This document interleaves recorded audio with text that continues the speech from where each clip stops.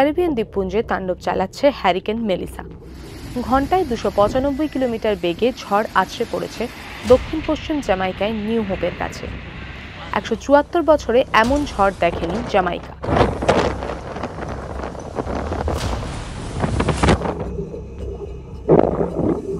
ঘূর্ণিঝড়ের দাপটে জ্যামাইকা যেন ধ্বংসস্তূপ। গুড়িয়ে গিয়েছে বাড়িঘর, বিপর্যস্ত বিদ্যুৎ সংযোগ।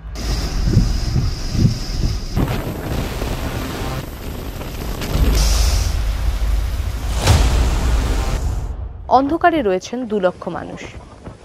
বহু গাছ ভেঙে পড়েছে, বিচ্ছিন্ন যোগাযোগ। প্রকৃতির তাণ্ডবের কাছে কার্যত আত্মসমর্পণ করেছে জ্যামাইকার সরকার। প্রধানমন্ত্রী অ্যান্ড্রু হোলসেনের বক্তব্য, মেলিসার মতো ভয়ঙ্কর ঝড়ের মোকাবিলা করার মতো পরিকাঠামো নেই দেশে।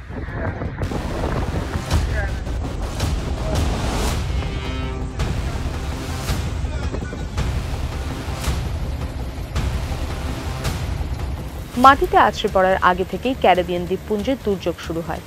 প্রবল ঝড় বৃষ্টিতে নাজেহাল দশা। মেলিসার তাণ্ডবে এখন পর্যন্ত 7 জন মারা গিয়েছেন। মৃতের সংখ্যা আরও বাড়ার আশঙ্কা। সমুদ্রে 13 ফুট উঁচু ঢেউ উঠতে পারে বলে সতর্কতা জারি হয়েছে।